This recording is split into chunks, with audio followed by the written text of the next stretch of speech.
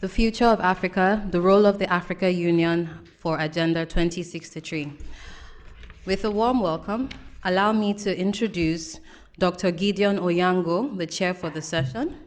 He is a public policy scholar and a researcher in African governance with the Firoz Lalji Institute for Africa.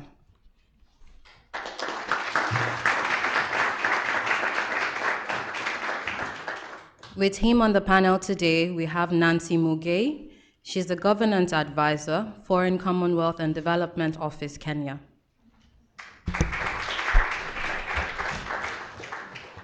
I also have Ibraheem Sanusi, Head of Project, Strengthening Crisis and Pandemic Response in Africa, the GIZ Office to the Africa Union.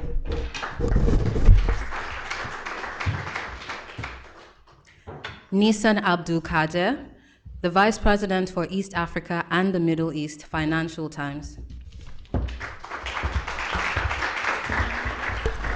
And finally, but not the last, Dapo Oyewole, the Special Advisor on Development Planning and International Affairs to the Speaker of the House of Representatives, Nigeria. Interesting fun fact, LSE students, you should be rooting for Dapo because he is currently an MSc student with us. I'll hand over to Dr. Onyango for a lovely session. Enjoy. Right. Yeah.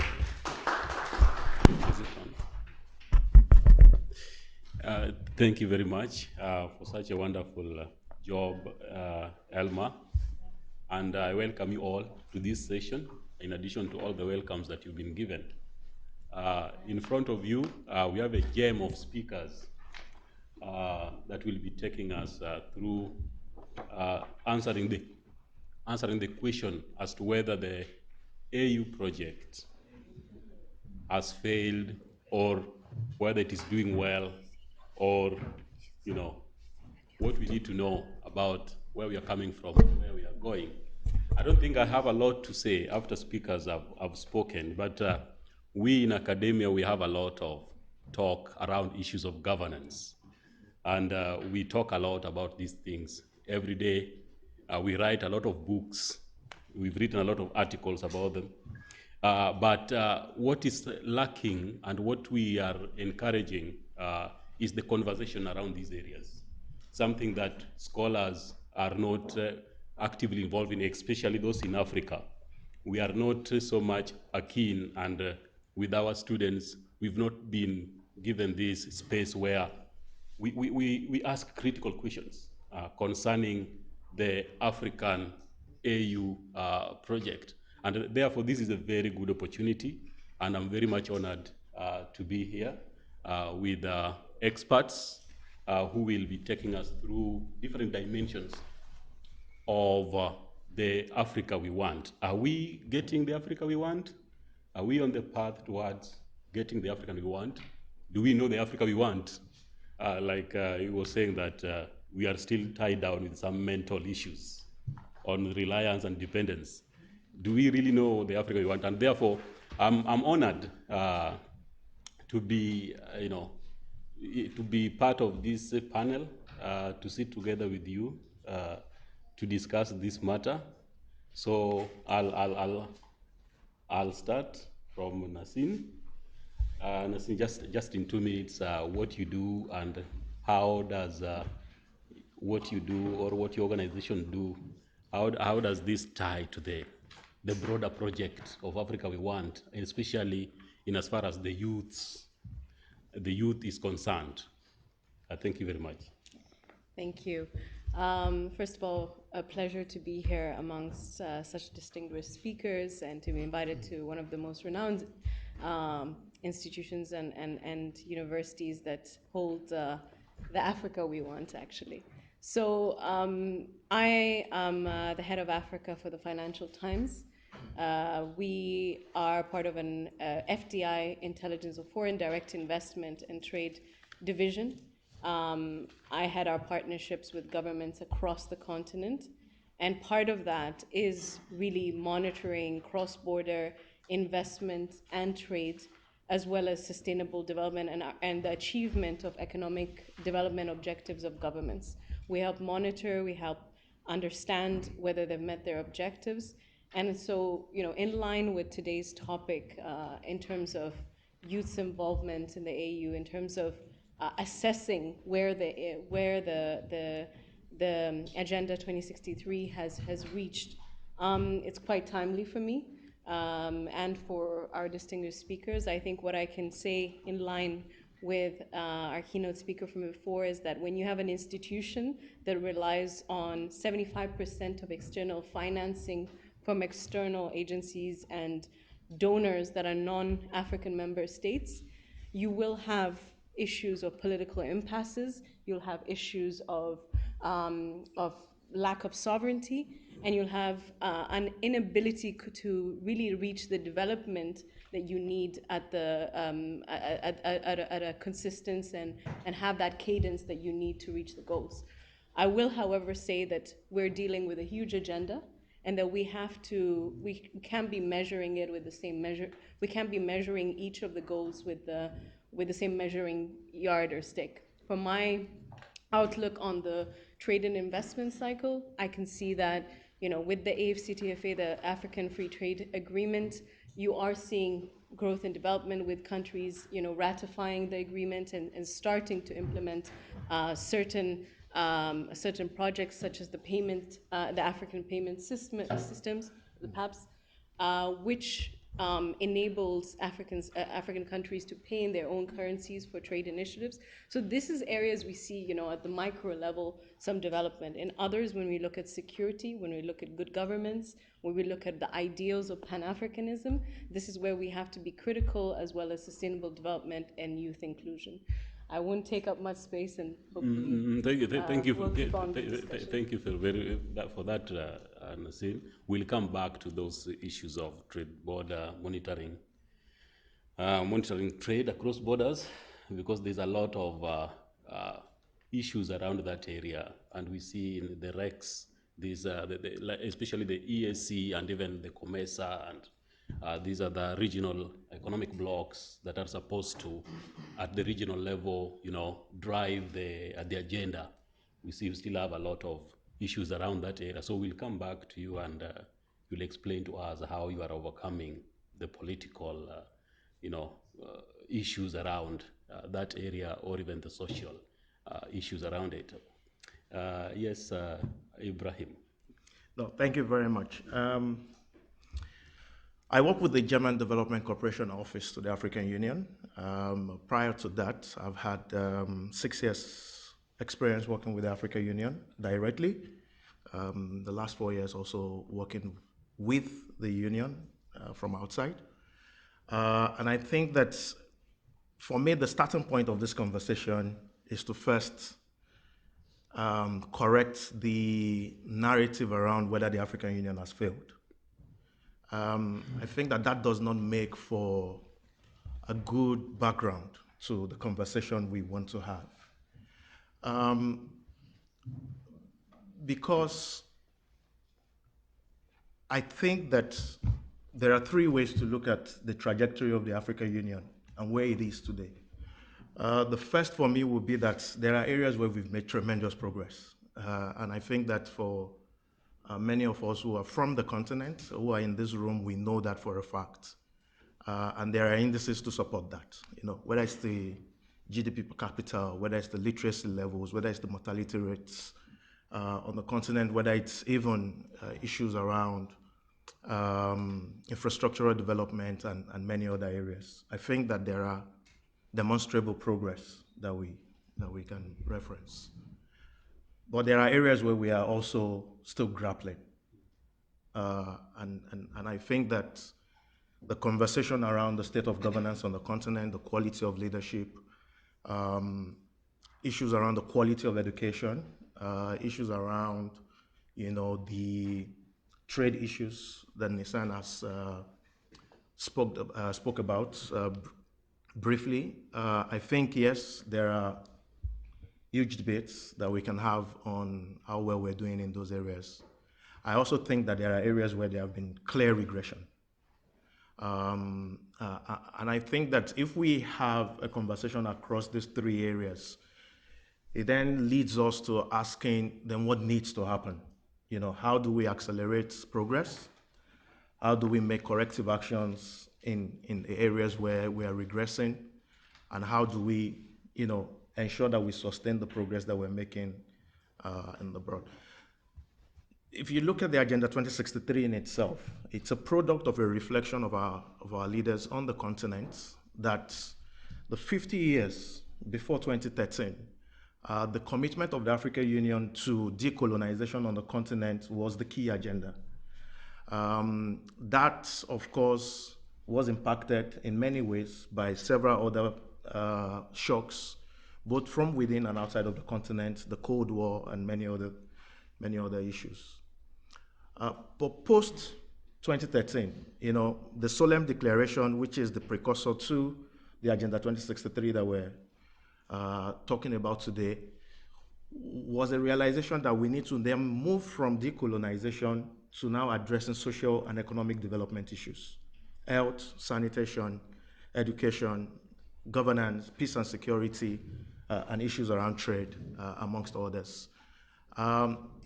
And I think that in itself is an acknowledgement on the part of African leaders and the people that these are now the focus agenda that we should all rally around. The challenge, as I see, is that when we have these conversations, we always look at the African Union as some supranational body that has control over 55 African nation states. And that is not the case. Some of my colleagues back in the day would joke that the inefficiency or the efficiencies that you probably want to see in the AU is what you would expect from individual nation states that make the African Union. The African Union has no country on its own. It has no borders of its own. It has no schools of its own. All of these are things that are within our individual countries. And if we really do want to see change at a continental level, at a macro level, then we need to begin to interrogate a lot more what happens in our countries, because that is where change happens. If there is an aspiration on peace and security, the African Union is not fighting any war. It's conflicts between one country and another or within the country in itself. And how do we begin to interrogate the systems within these countries at the subnational, national level? And then how do we, of course, then look at norm setting, which is largely the role at the continental level. The norm setting that helps to set a common standard on many of these issues that we deal with. And I think that even the greatest critics of the African Union would tell you that perhaps one of the areas that the African Union has been not just a leader on the continent, but globally, is in the ability to set norms that have become global standards in themselves, and also creating the institutions to drive those norms. I think perhaps the conversation that I would really enjoy us having today is how do we move from the norm implementation, the norm setting to norm implementation, and the role of our countries in helping to drive this agenda. I think that would be a very good place to start today. Thank you.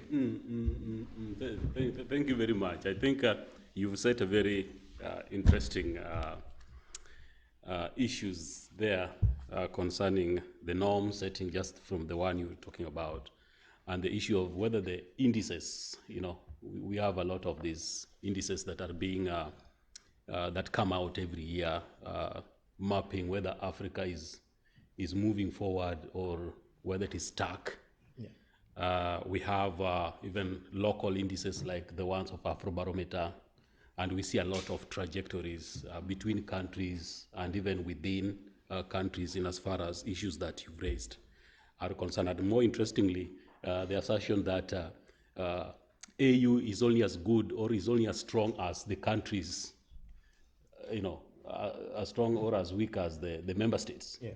Something that we'll explore further to understand those institutional implication of these weaknesses of the city. Yes.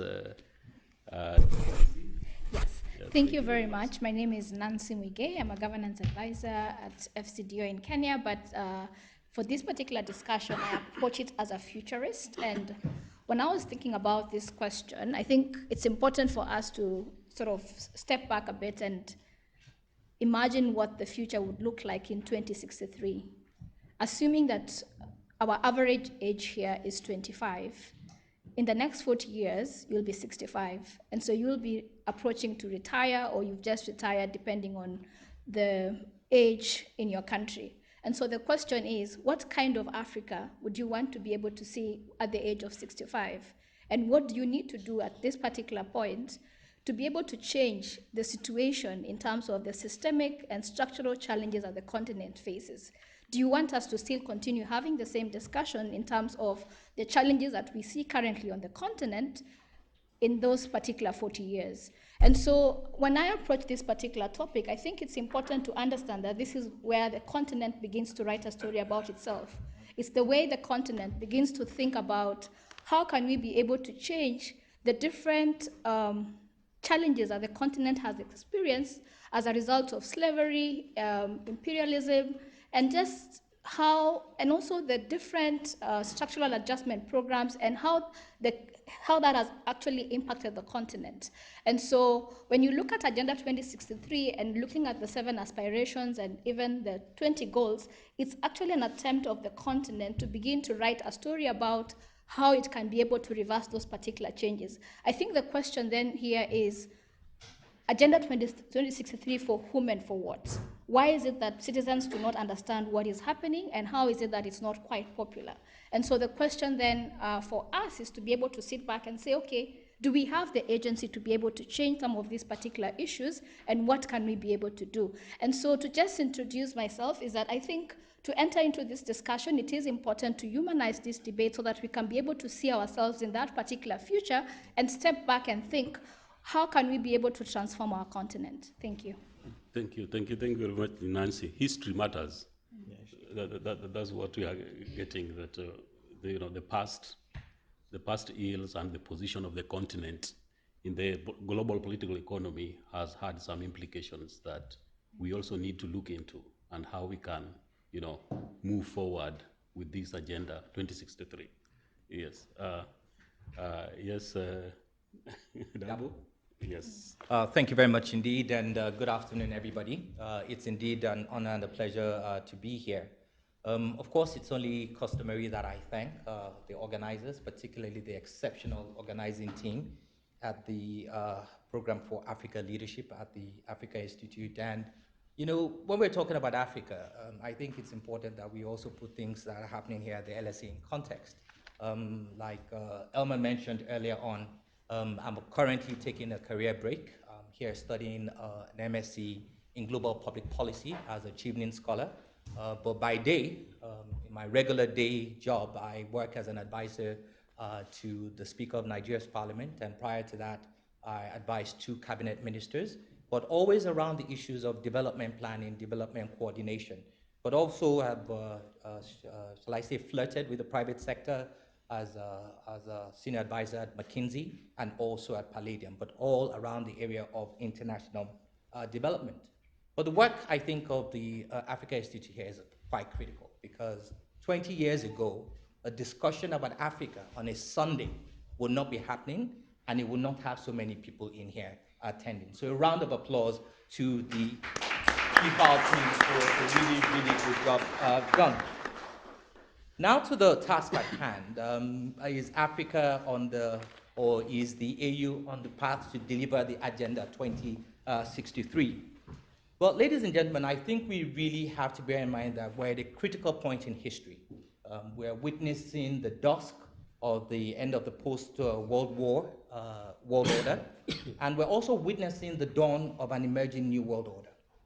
And this is why it is important for Africa, because this is where we determine where we're going to be in that totem pole, in that ladder of when the tectonic plates shift. Where will Africa be? We will be on the periphery of the international global and economic system, or will we be at the very core, which, if you look at all the capacity that we have, that is exactly where we should be.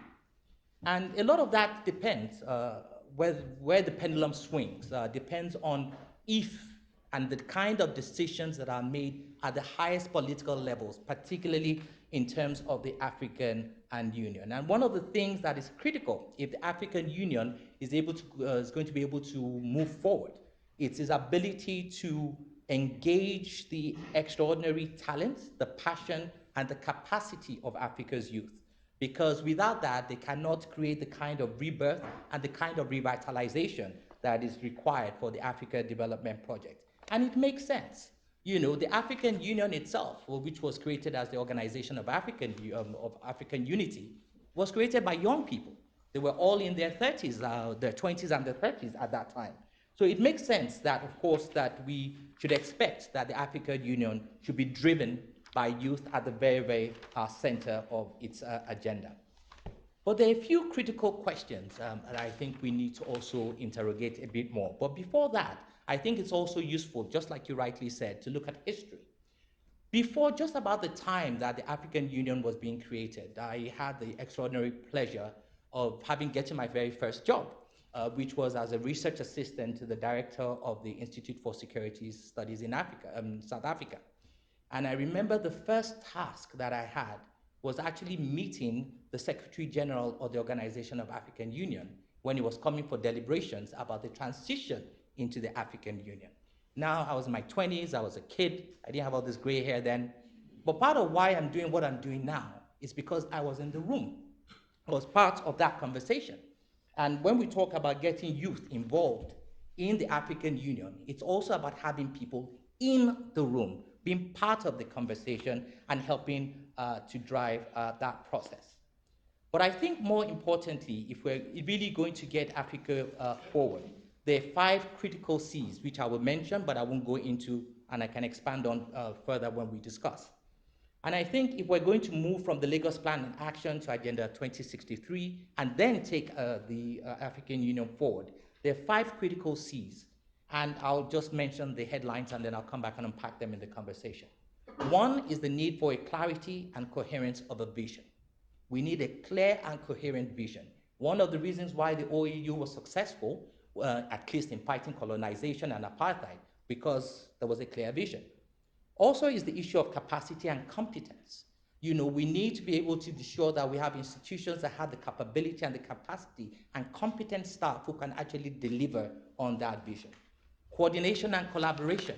We've been talking about it. There are about almost 14 different regional economic communities which the African Union has the responsibility for coordinating. How does it do that? And how does it ensure all the member states are collaborating?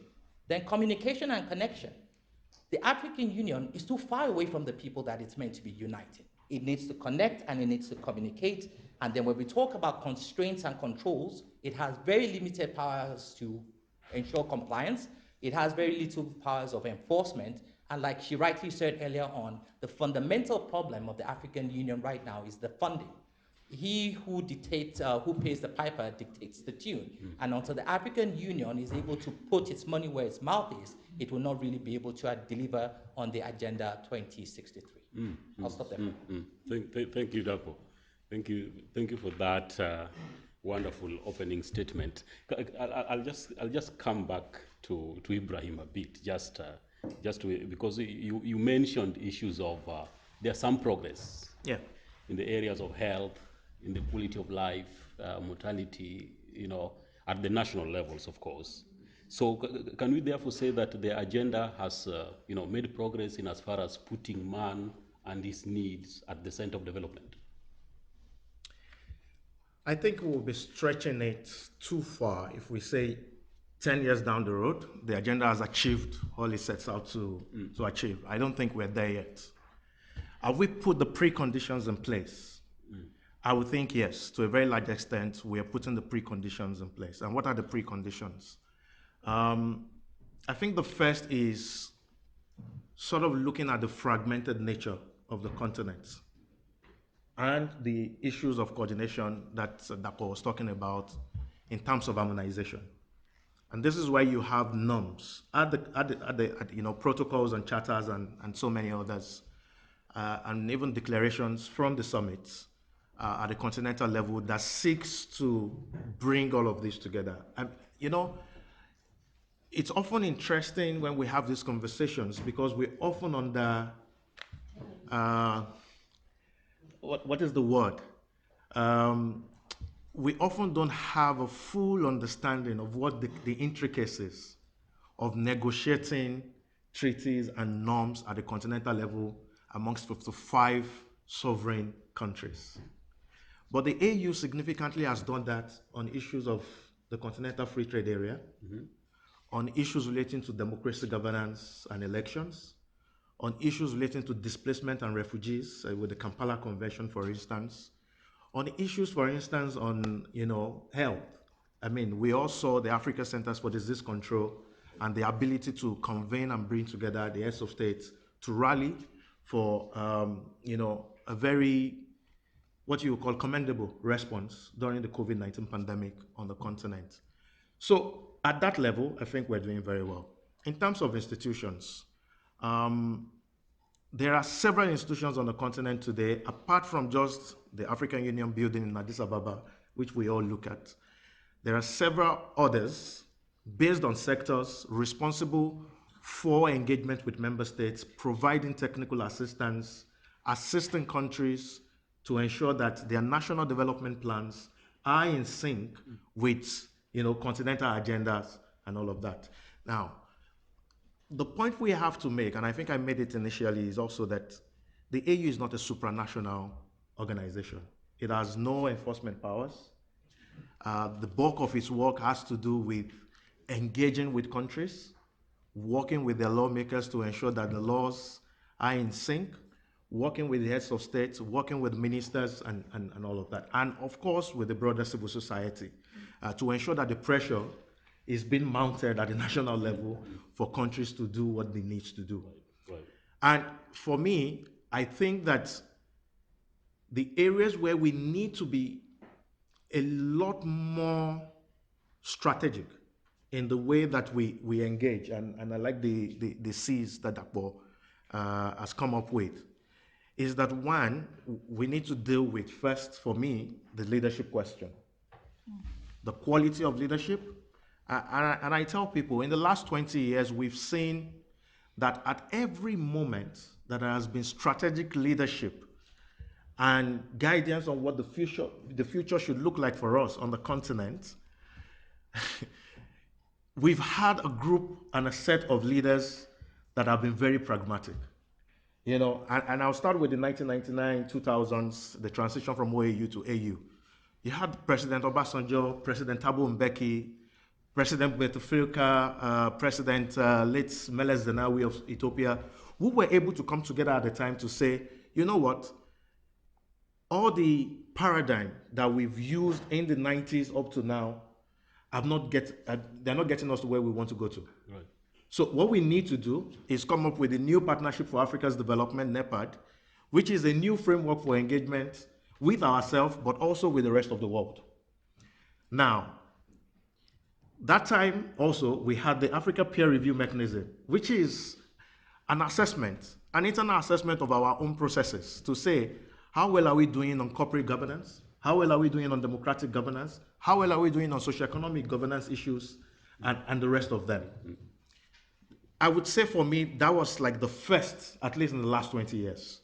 The second one is, of course, the Solemn Declaration period, the 2013-2016. When we had the solemn declaration that gave birth to the Agenda 2063 itself, the moment that we also got the issues around the Continental Free Trade Area, and perhaps what we also we miss is how quickly we were able to rally as a continent to get almost 54 of the 55 to ratify that charter. Perhaps the only charter in the African Union, except for the Constitutive Act of the AU in itself, that has universal ratification. So all of this, for me, points to the role that leadership can play. And with that, we had even the free movement of people, the issue around the African passport, which unfortunately are stalled for several reasons. But those moments sort of signpost what is possible when we have a set of transformative and strategic leadership at the helm. And they don't just appear at the continental level. It has to come from our countries. The quality of leadership that comes from our countries that are now responsible for decision making at the highest level at the AU. For me, that's one. Secondly, is the point around citizens' participation. This is one area that the AU needs to do a lot more. But a lot is being done at the moment.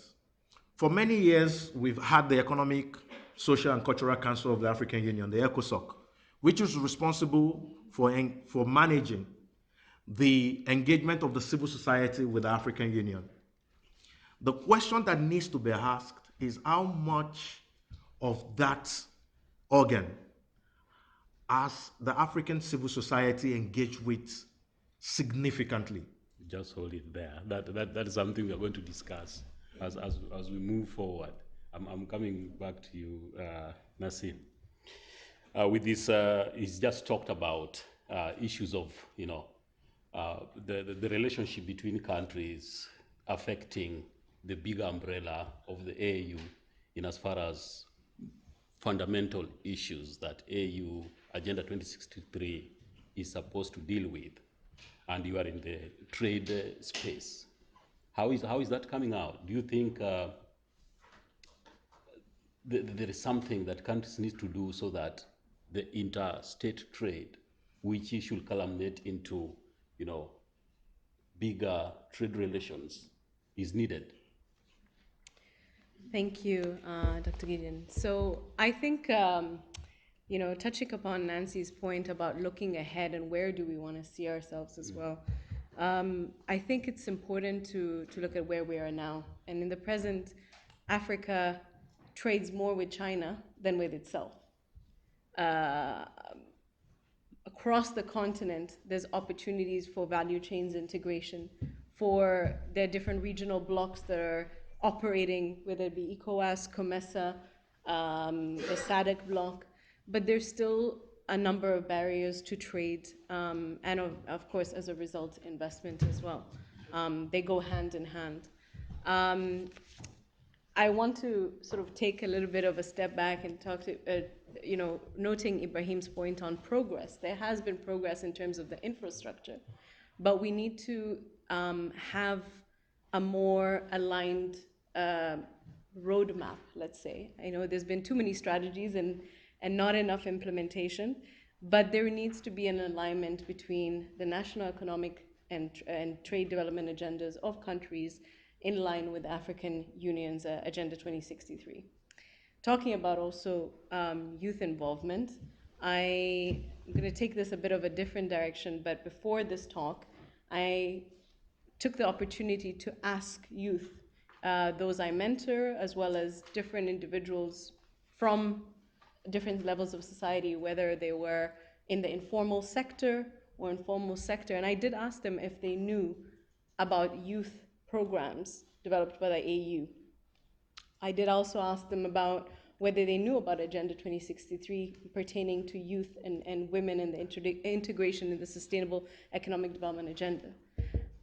Very few, I have to say, less maybe than 10%, were able to dictate to me any knowledge of the opportunity. So I think awareness is incredibly important. So before we take a look and monitor whether trade or investment or has there been development, how much of the continent is aware of this roadmap that we've set in place? How much at different levels of citizens' engagement do they know about what their place is in society and how they can contribute to Agenda 2063? Even if I asked around the room, how many of you are involved in any of these activities, youth-led programs that you have access to, whether it's FemWise or YouthWise, I believe. Sorry, there are too many acronyms, and it is still a Sunday. And I believe that's where we are. So, taking it back, we can critique an institution's directives without, thinking that it's sort of irrelevant to the growth. Because if we didn't have the Agenda 2063, we would have to invent one. Right. And we would have to come up with these roadmaps. But I think we continue rewriting strategies, which is maybe within the storytelling approach. But I think when we focus on how much I would say we need to change the awareness.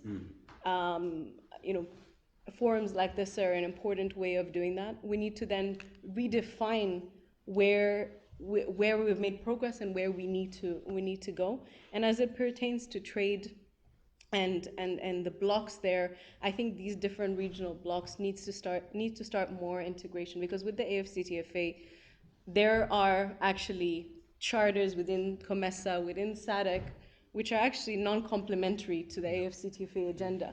So this is where you start to realize, well, how relevant are these institutions in as much as they help implement Agenda 2063. So I guess I'll leave it at that, but I would like to hear what my colleagues here have to say about that particular point. So you are alluding to the weak institutional mechanisms. Yes. To ensure these, because you talked about monitoring the cross-border trade. So you are alluding also to these institutional mechanisms in place that tend not to be very well positioned in ensuring that there is, trade between the states. Just as I move to Nancy, I was just thinking when you're talking about this cross-border trade and what you've just mentioned about the institutional mechanisms. Recently, we see, like in Kenya, for example, and Kenyans were celebrating that now they can go to South Africa without a visa, because that has been a serious issue. And South Africa has also had a serious visa issue with Nigeria, to an extent that we see also some xenophobic attacks of South African businesses in Nigeria, and also the vice versa in Southern Africa.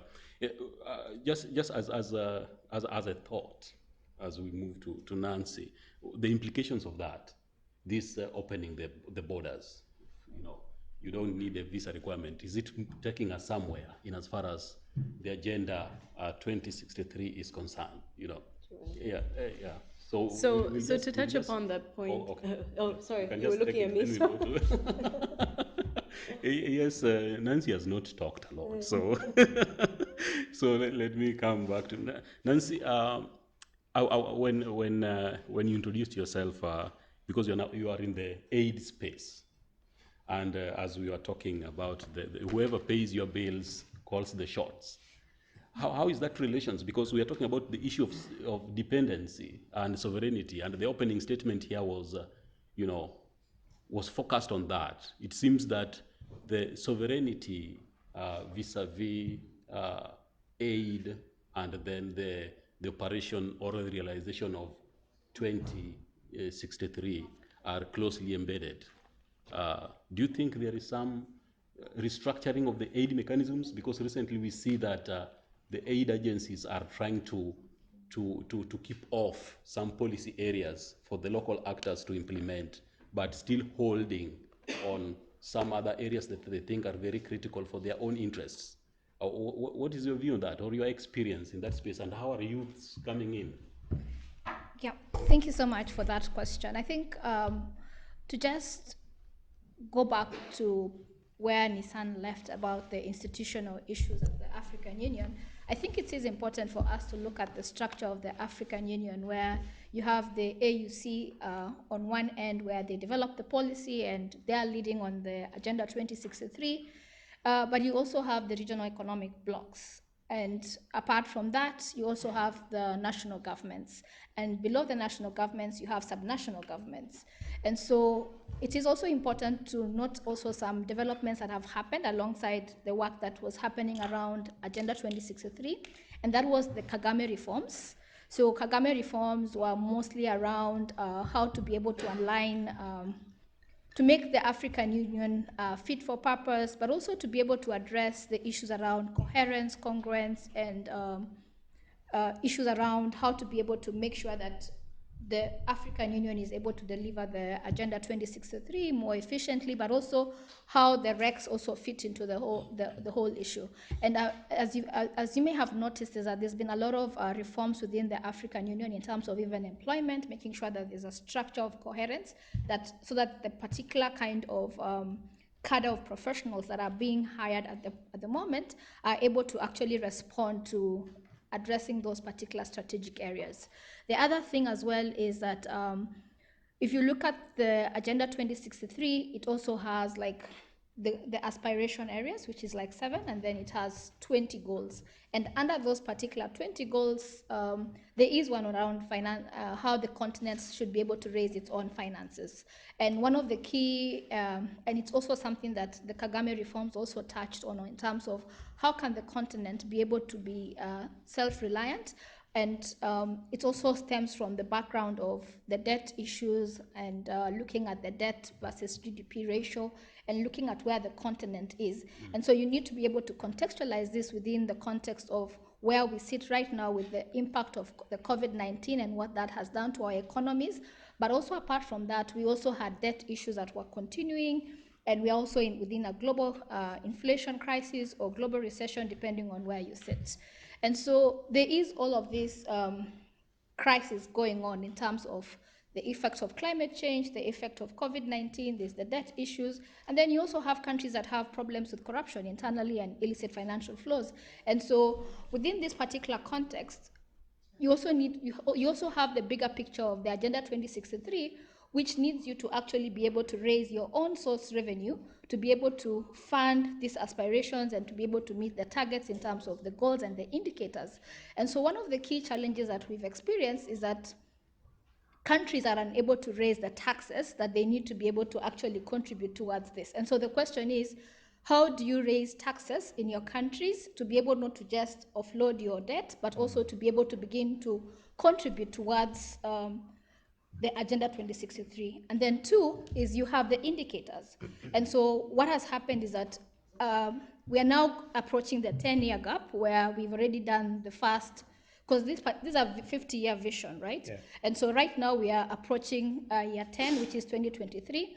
And throughout the period, we've been having what we call biannual reporting. And so in the first biannual reporting was done in 2019, and we only had 31 countries reporting. So it's basically self-voluntarism, where you just volunteer to report on the different indicators and just the different aspirations. And then based on that, the data is sort of crunched together and they're able to place you within, first of all, at the regional economic blocks, how each and every regional economic bloc is doing. And then 2, at the national level, how every country is performing. And then in 2021, there was a second report. So in 2019, the continent was below 30% in that sense. So I think it was around between 31 to 36% in terms of the performance, in terms of weighting. In 2021, we seem to have improved, but there are 3 things that remain a challenge. This is overall. Overall. But you also have, and in 2019, you had 31 countries reporting. In 2021, you had 38 countries reporting. So there has been progress. There has been progress. But the question that is, which I found kind of interesting there, was the data in which is used to weight these particular indicators. Let's say, for instance, your Office of National Statistics or Kenya National Bureau of Statistics, Nigeria Bureau of Statistics, I don't know, national statistics offices that collect this data. If this data is not quite good and is not quality and reliable, then it means when we are measuring progress, we're not able to actually capture things in the way that they should actually be captured. And so the question is, how reliable is our data? And how can we be able to improve it? And then the other second thing is that we have different kinds of reporting happening at different levels of government. So in some particular governments, you have this particular work is located within the National Planning Office, which means in terms of cascading, it has to feature within the planning. In other countries, you have the ministries of finance doing the reporting. So it isn't quite uniform in terms of who does what, where, and how. But the other thing that I found quite kind of interesting was a country like Rwanda, for instance. In Rwanda, the Agenda 2063 has been cascaded not just at the level of the national government, but it also goes to the subnational at the district level. So even within the district plans, this is something that is actually being captured. And most countries already would have either like Vision 2020, Vision 2030, or Vision. Most of them have visions, and so some of them have begun to align those particular aspirations there. But one of the key things that remains quite a challenge, especially when you look at this particular Agenda 2063 and where we sit in right now, is the issues of raising our own source revenue to be able to actually fundraise for this particular big project. And it's a similar kind of challenge that has been faced with the Sustainable Development Goals. I think one of the key positive things about this particular work, especially looking at where we're sitting right now, is the coherence between the United Nations in terms of reporting the SDG goals, but also the coming up of the Africa Development Bank to be able to align its projects to the Agenda 2063 and the African Union. So there seems to be some coherence around how can they all report against the realization of these particular indicators. And so one of the key things in terms of looking at what the president of the Africa Development Bank did raise was that because their 10-year high five strategy is also coming to an end the same time as when the African Union will be reviewing its 10-year performance of the Agenda 2063. And one of the key things in the new second phase of that particular strategy is how can they be able to deepen engagement and just alignment of their strategic priorities around the Agenda 2063. You would have also seen that Germany recently published its strategy, the Africa strategy, and one of the key issues in terms of not just their feminist policies, also Agenda 2063, they're also looking at, as we engage with the continent, how do our goals begin to align with Agenda 2063? I've also seen that with the Americans as well, and so there seems to be that particular realization and also intentionality. I think the missing link in terms of these big issues is that we continue to struggle with youth unemployment.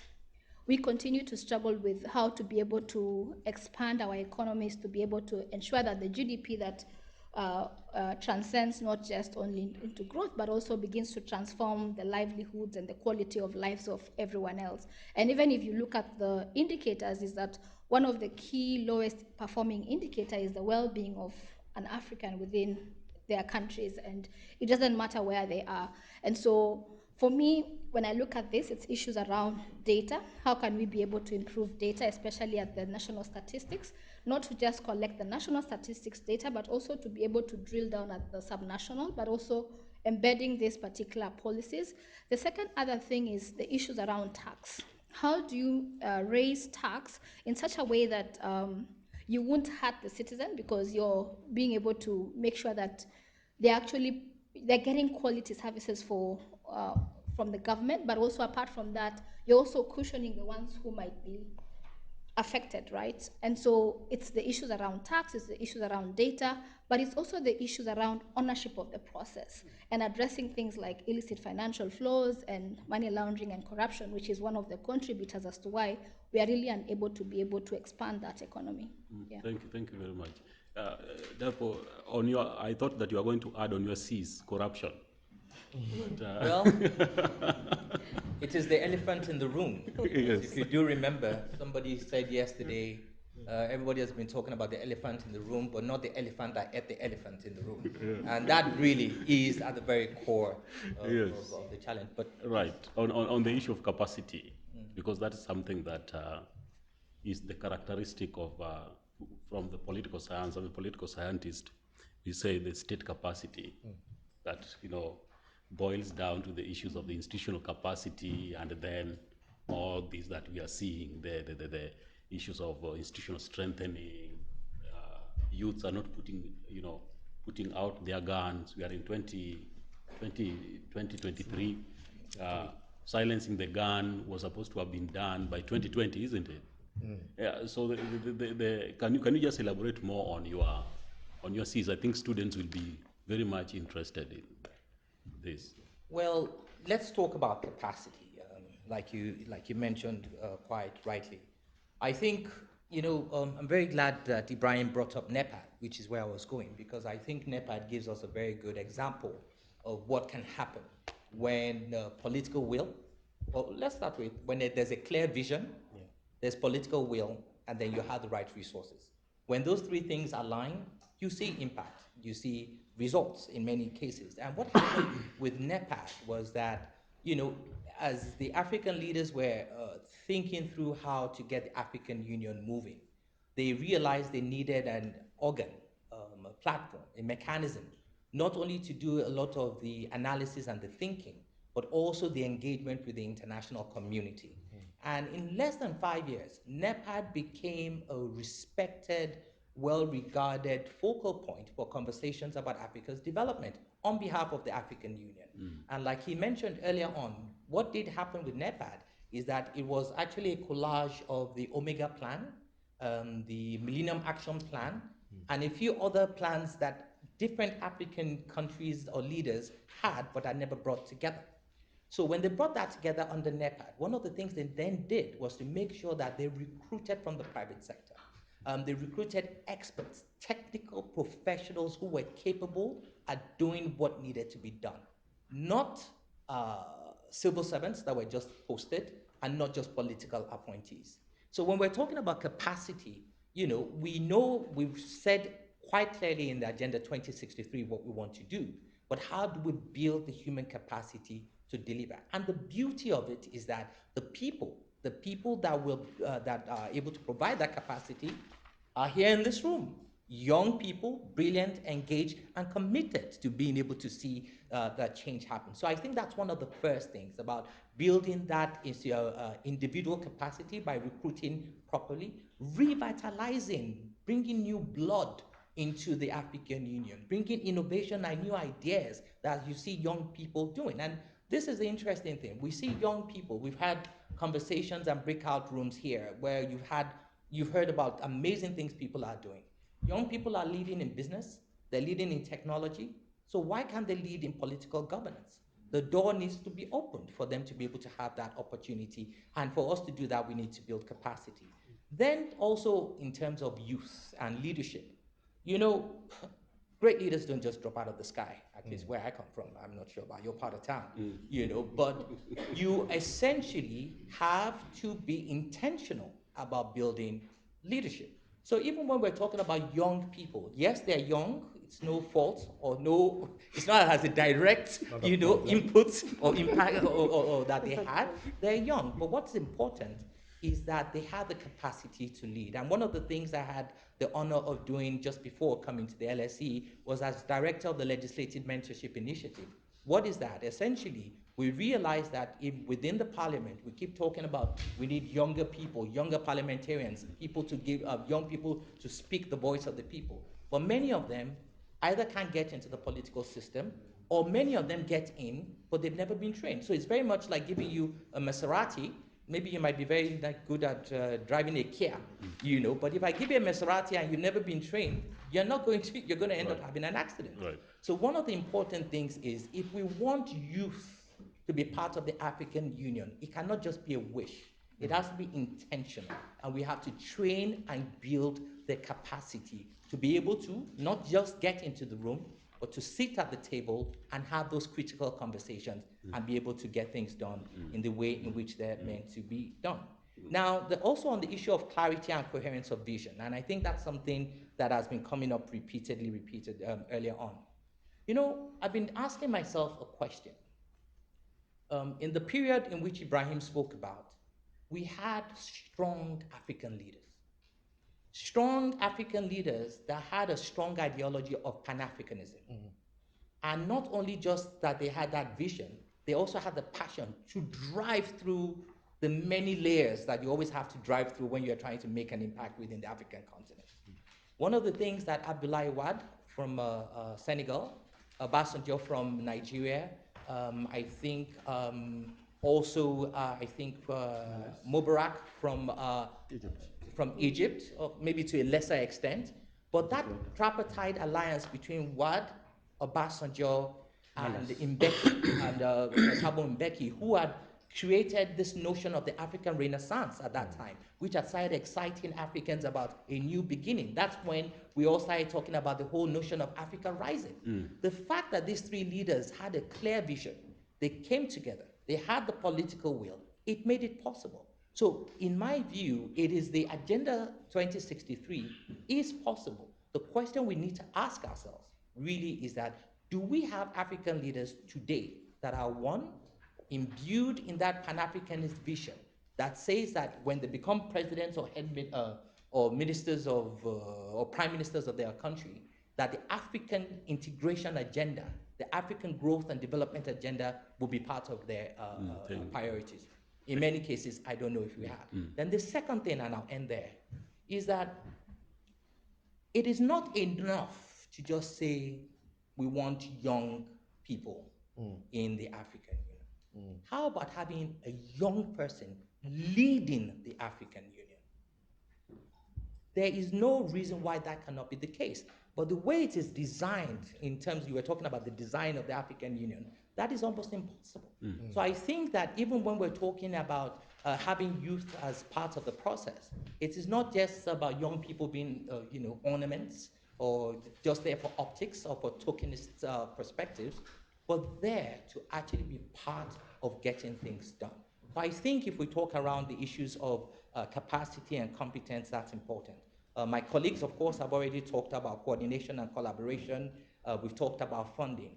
But again, I want to really emphasize, and I think that's one of the most important things we need to take home, and hopefully those who should be listening are listening.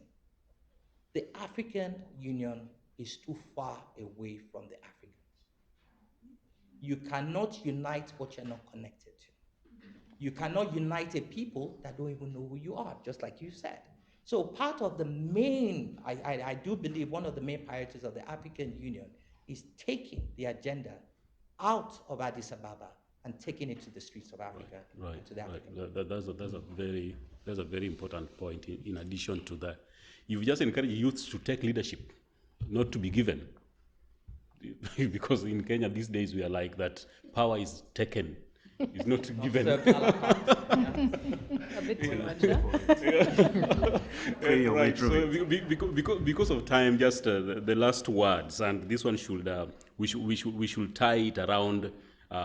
Is the African how is it progressing? Is the African agenda making any progress? Or the last one, because of time, and we need to open. I know people are burning with questions. The audience are burning with the questions for us here. So, Nisan, do you think we are making headways? I think every opportunity is one to learn, and hearing my colleagues as well speak, I think, and from what I know, it's there has been progress. There's still a lot of work to do. There is a lot of areas that we need. We talked about different C's. I'll add, a few more others, but I think coordination is indeed one of the cornerstones of it. I think one of the low-hanging fruits is to include youth in the Agenda 2063 and also in the Sustainable Development Goals. We've seen how youth have actually had an impact during the pandemic in resolving and driving solutions. We saw it in different technologies that were enabled in Senegal, all through to Tunisia and to South Africa. So I think, we're making progress, but there needs to be, as Dapo had mentioned, less just inclusion. That's not enough to have an AU youth envoy desk or a seat at the table. Sometimes you may have to own the table as well. So I think that's where we need to make a bit more progress, because youth have a lot to offer on the table. And I mean, you can see it here and you can see it in every other agents of government. And I guess I'd leave you with two contemporary quotes. One is an African proverb, which is if you want to go fast, go alone, but if you want to go far, go together.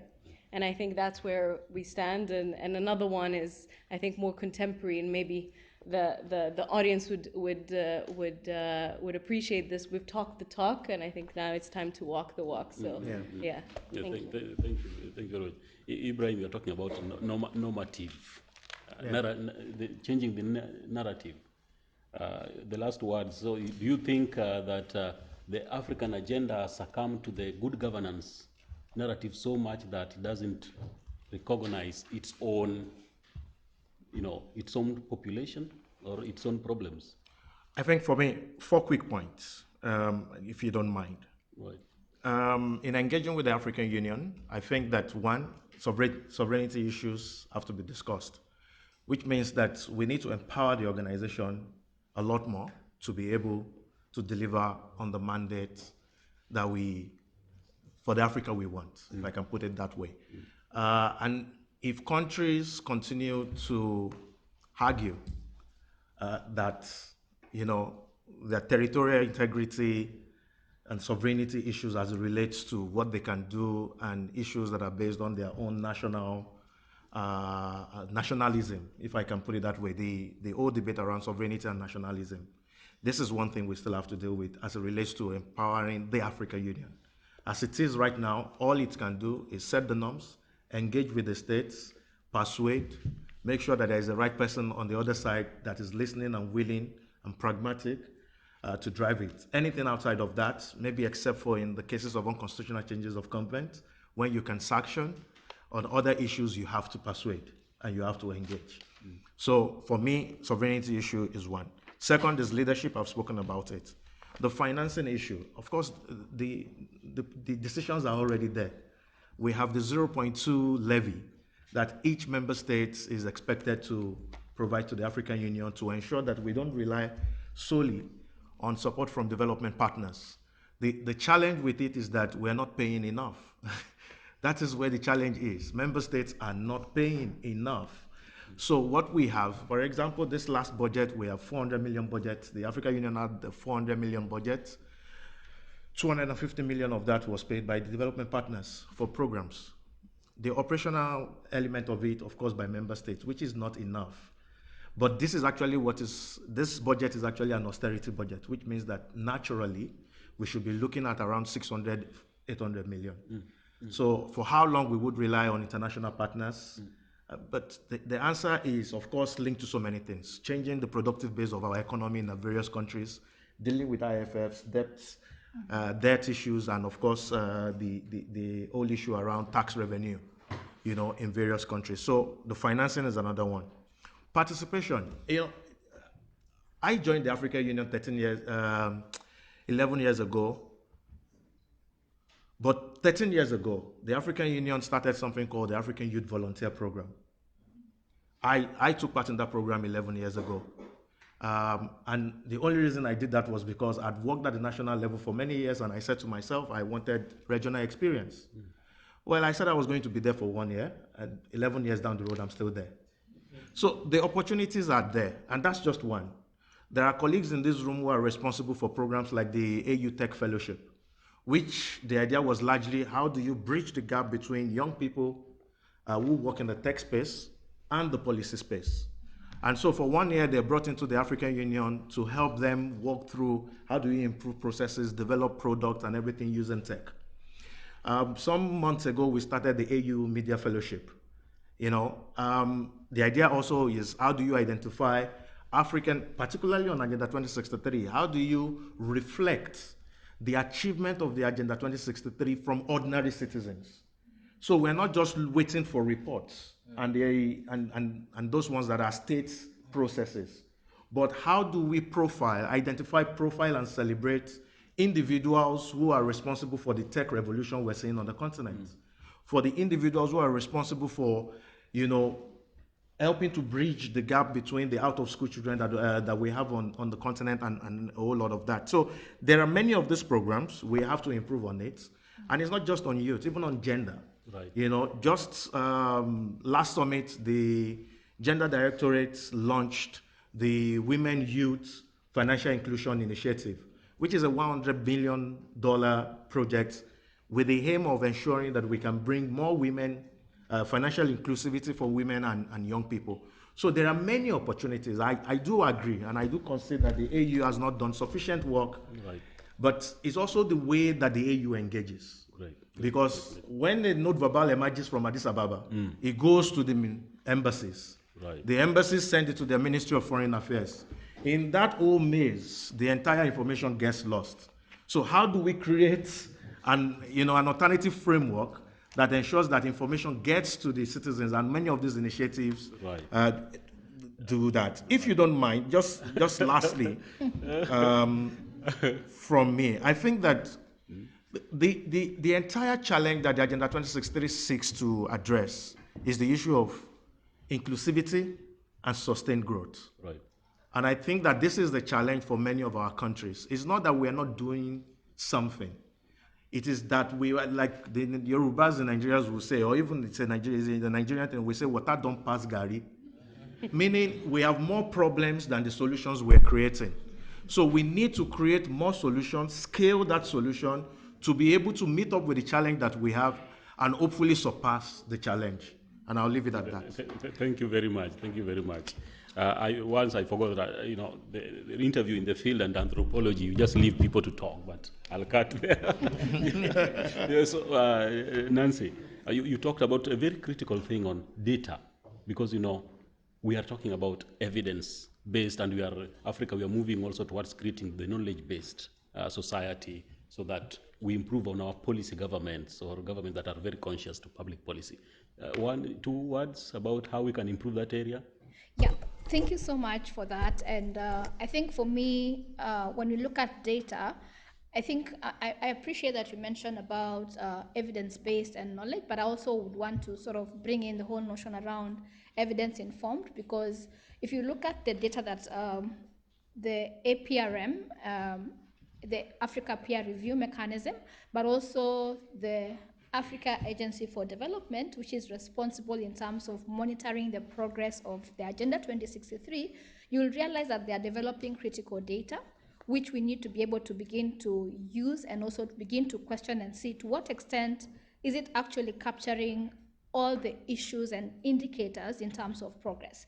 I think one of the key things that we should not miss when we are thinking about Agenda 2063 is the question around what this agenda seeks to do. First of all, if you look at the MDGs, which was the 2015 MDGs, there were 15-year based goals that at the end of it, it also demonstrated that we hadn't really met those particular goals. And the same thing is happening with the SDGs, which in 7 years we'll be stepping back and saying, in the last 15 years, what have we been able to do with the SDG 2030, right? And so what is beautiful about the Agenda 2063 is that Africa is giving itself 50 years to be able to look at the progress in terms of addressing the different systemic, structural, policy, like sort of the wicked problems and how interconnected these problems are to each other.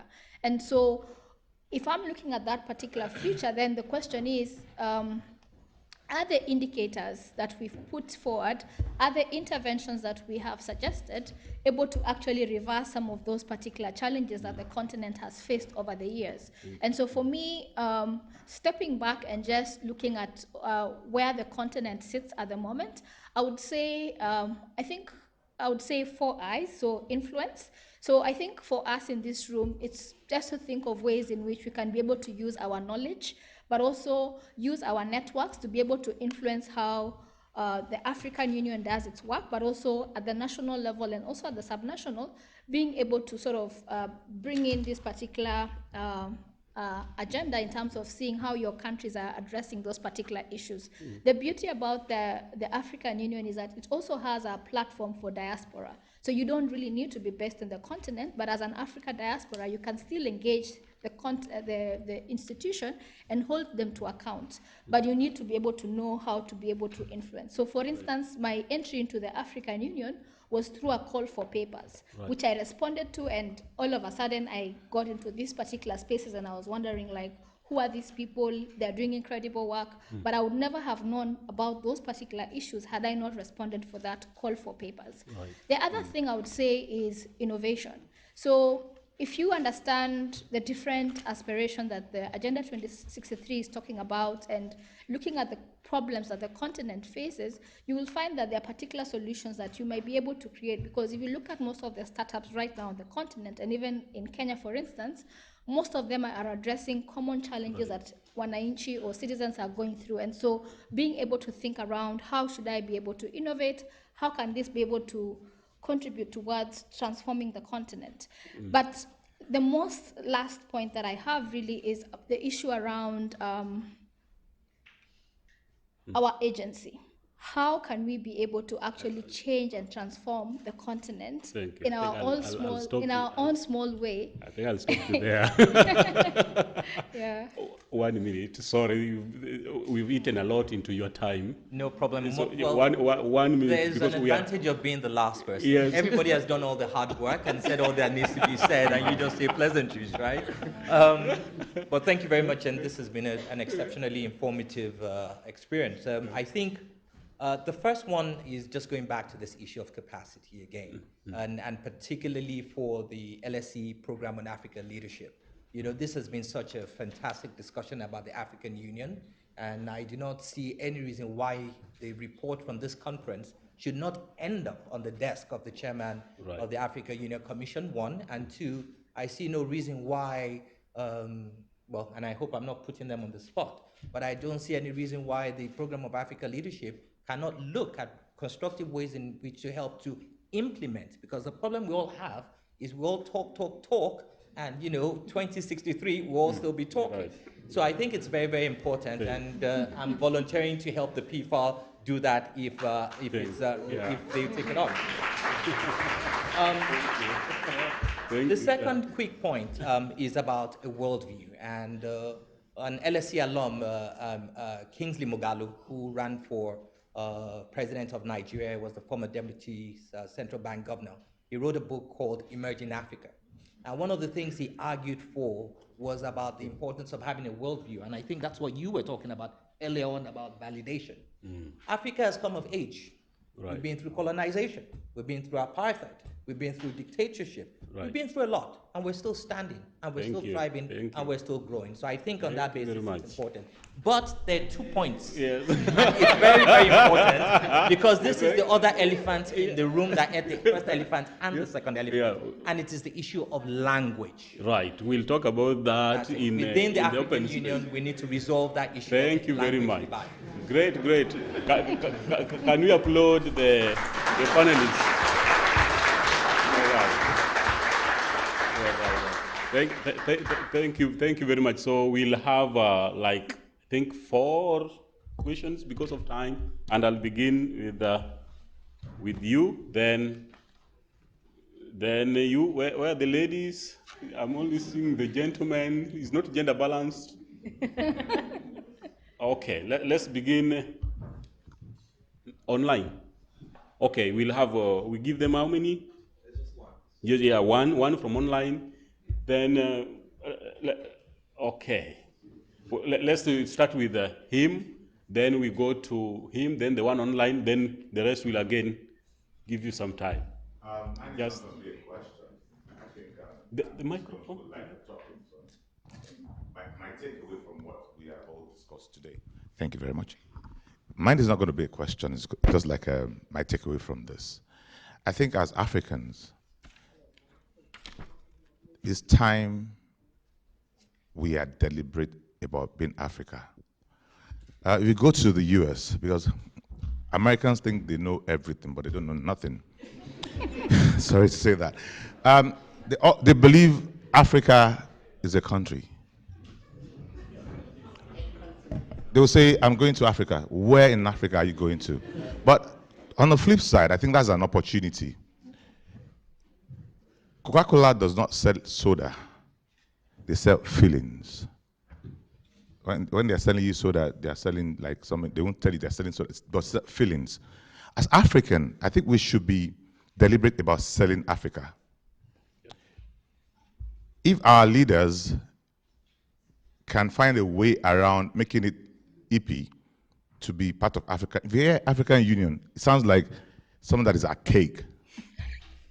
Make it cool, and you attract the right talent. Thank you very much. Thank you very much. Thank you very much. Yes, then you. He was the second one. Okay, he has the microphone. I have the mic. Hello, my name is Ruben Alendo. I was raised in London, but originally from the Democratic Republic of Congo.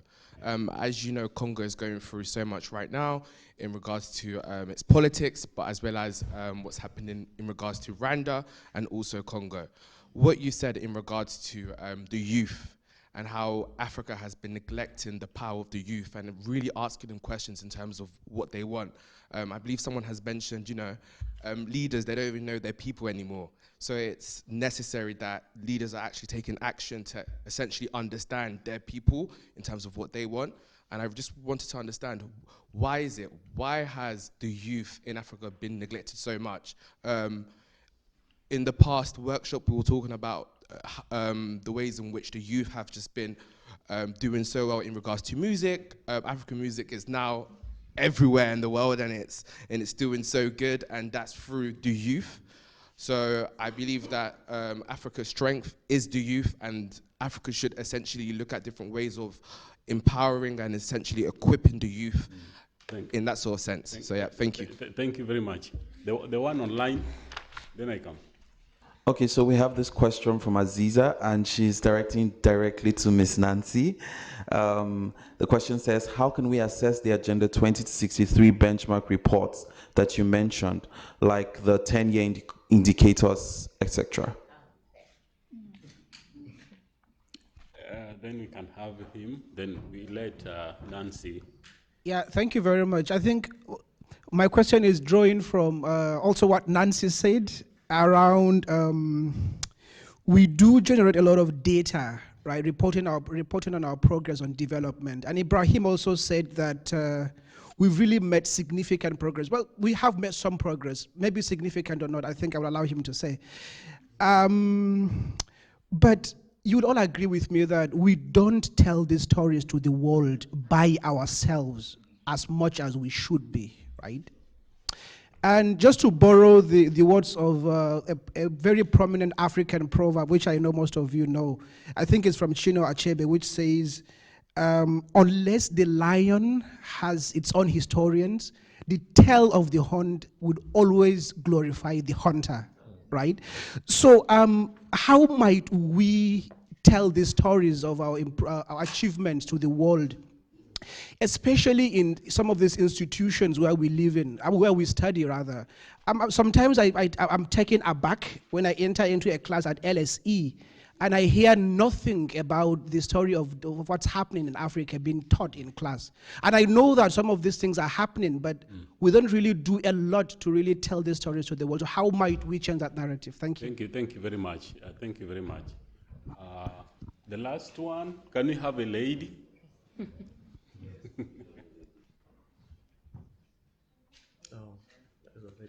Is there some? Okay. Right, we have another lady there. Yeah. I'll be quick. I wanted to know, what is the role of the AU in protecting youth protesters? Like in Sudan recently, there have been several youth protesters who've been killed by security services, accused of breaking the law on very little evidence. You know, recognizing the sort of dignity of young people in politics is quite important. You know, we shouldn't let states get away with crimes against children and youth. So what could the AU do to protect young people who are bravely trying to bring democracy? Thanks. Thank you. I know you're banning. It's really banning. Can we handle that first, and then we take? Let's get the lady there. Then. Thank you. I feel like in Africa there's a big, maybe like soft skills sort of problem. I mean, what's the AU's communication strategy? And what's Nigeria's communication strategy? Because I feel like we often focus heavily on technical, but we don't focus enough maybe on the soft skills. It'd be good to get some insight into the communication strategy. And what's your, your strategy for America? Because the UK, the US, the Europe, they all have an Africa strategy. What's Africa's strategy for Europe? What's Africa's strategy for the US? Thank you very much.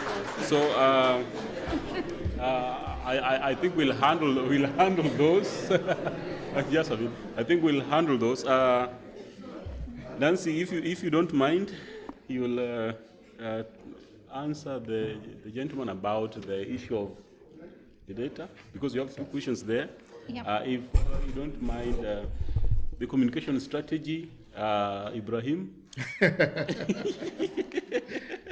Then telling our own stories, right? Nisan. And if you don't mind, Dapo, this issue of the youth, the position of AU on protecting youth protesters. I think like in a minute. Thank you very much. We start with Nisan. Sure, thank you. And thanks for the question. I think it came to mind as well in terms of telling our own stories. And I work with a lot of governments and regions around the world to build stories for investors.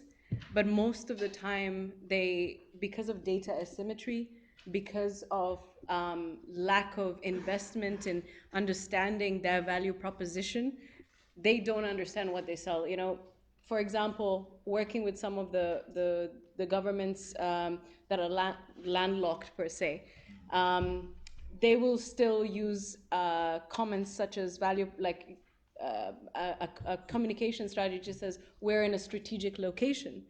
But not every country is in a strategic location. Maybe there are other things like good governance. I worked with the Botswana government to build their investment strategy for investors and for youth. And actually, when they looked at what their branding was, what's around humility, what's around their national currency, which is about trust in their people, in the value of their society, in the value of their currency, and in the strength of their youth as well. So again, we need to learn to tell stories and less of waiting for the West or perhaps other countries to tell us our story. I think that's really important. And to do that, we understand the value systems that we have in place and take that into consideration. I also, just the last point, I went to certain countries in West Africa, and before we started the meetings, I think a gentleman this morning made a joke about starting with prayer. But why not? Why not start with your own culture and traditions and take that into place? And why not communicate that to the world as your unique selling proposition, as your own story? So I think we need to stop looking at each other and create our own vision of what success is. The Agenda 2060 is 2063 is a good indication of where we should look at. But all individual countries need to look at their localities and what they can sell. So thank you very much, Nisan. That was wonderful. Maybe just starting on that. Yeah. The starting point for telling our own stories is telling that story from the point of strength. I don't think that us saying that our institutions are failing is a way to start. So the narrative around how we tell our stories is the first starting point. Communication strategy at the AU, very interesting, and I just share a few anecdotes. In 2013, I hosted, in my role at the time, the first chairperson to a tweet chat, and it was very strange. Madam Zuma at the time. It was strange because the way communication is done is that even to put out a tweet, you have to draft it. It has to go to someone who has to vet it. Bureaucracy. And it has to go to just one person who has the password to the account to tweet it, because this is the way states are operated. That's it. It's for good. It's for good reasons.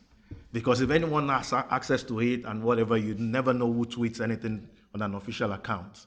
Now, the problem with that is in a fast-paced world where information is very, very perishable, if you do not put the information out almost immediately, it's worth nothing. Now, what did we do?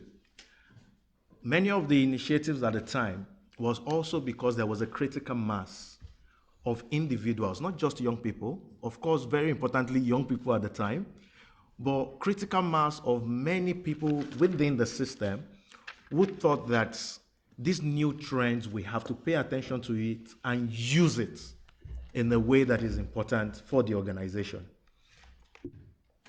How do we sustain that? And I think that's the problem. Right. Our inability to sustain those things. The communication strategy of the African Union is very state-focused. Okay. Like I said earlier, it's an intergovernmental organization, so from the central to the member state. But there are several initiatives that are seek to address that. Many of the work that I did in my previous role was largely around how do we innovate around the communications in the AU. So the things around the media fellowship, the tech fellowship was bringing journalists who operate on the national level into the African Union, engage with member states, and also reflect some of their own reporting around the work. There is actually a communication strategy online on the website, but I mean, this is strategy. The implementation is the key. Great. Yes, Nancy, in a minute. Yeah, We are actually behind time. Yeah, I'm just going to address the question around where we can be able to access the reports. I think the African Union site has a number of those particular reports. And one of the key issues is to be able to track the recommendations. So there is a requirement for member states to actually submit biannual reports. So the first report that was done about Agenda 2063 was in 2019, where I said 31 countries were able to report on that. In 2021, there was a slight improvement. We had 38 countries reporting. And so the question is, why did the 16 not report? And then two is the issue around the data that is collected, right? So it's dependent on the national statistics offices across the continent to be able to collect this data. And so if you don't have good, reliable data, in that sense, the progress, we won't be able to capture some of these particular issues. But one of the key useful things that we need to also note is that there's actually a technical team that has been set up in terms of monitoring the progress. And so this particular unit also has the likes of the Africa Development Bank that is also collecting the data. It also has APRM.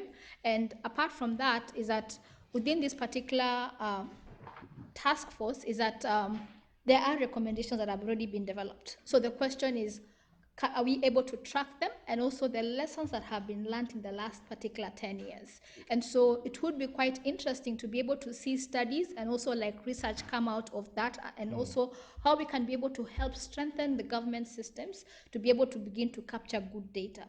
I think the last one really is, there was a question about, there was also like other institutions, like we've also had Ibraheem Foundation, which in 2019 did a review of where we were when it came to the Agenda 2063.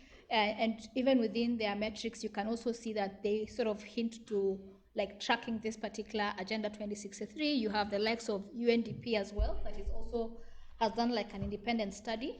And one of the key findings from the UNDP work was that if the high fives of the Africa Development Bank were addressed, we would actually meet 90% of Agenda 2063. So it's quite important that we are coming to the 10 years of the Agenda 2063 vision.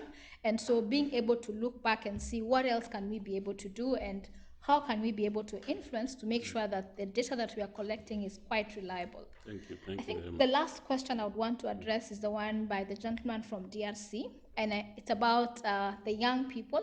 Why are young people being left out? I think if you look at countries where, for instance, where I come from in Kenya, where most of the young people have begun to take up leadership, most of them didn't wait to be invited. So young people actually had to take their agency to begin to actually influence, join political parties in terms of political party reforms, but also apart from that is to understand state structure and understand the political economy of your country and how to be able to make entry points.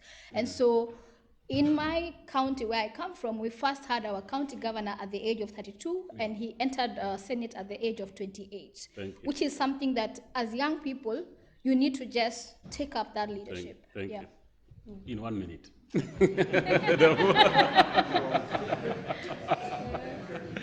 Thank you very much. Actually, you don't know what you've just done.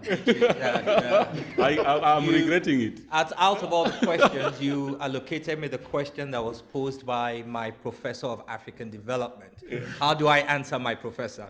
Well, let's give it a try. Yes, why does the African Union not protecting young people in Sudan, for example? Exactly, that's part of the problem. The African Union cannot protect young people in Sudan or in any country because it does not have its police, it does not have an army, and it has no enforcement powers, which is what we talked about earlier on. There's also the clause of non-interference in domestic affairs of other nations. And I think that really, to a degree, is part of the Achilles heel of the African Union. So, and there's also, of course, the United Nations responsibility to protect, which ordinarily should be able to be stepped down and applied in such a scenario. But I haven't seen that being applied. Well, I haven't seen it being applied in other parts of the world, and I haven't seen it being applied in Africa either. So yes, it is a dire circumstance, but that helps us to see what the challenge is when the African Union cannot really enforce any of its norms or its values. I want to make a quick point about the communication strategy. Absolutely, and I think part of the challenge is that we've been focusing a lot on building the hardware of the African Union, but we have not been building the software of the African Union. And in terms of a worldview, Europe has a strategy for Africa. Why does Africa not have a strategy for Europe? Very, very important question, and that's what Kingsley Moghalu was talking about, that as the world changes, if we want to end up on top and not at the bottom, this is the time we have to be intentional about positioning ourselves, using our resources, mostly our youth, and then using it as a basis of taking our continent forward. And we have the youth that have the capacity to do so. Thank you very much. Thank you very much. Thank you very much. Thank you very much. I think we should also again give them an additional applause. Thank you very much. An applause for our panelists. Just before you leave the stage, please just stay on the corner so that the media team can take a group picture. We are winding down. The next item on our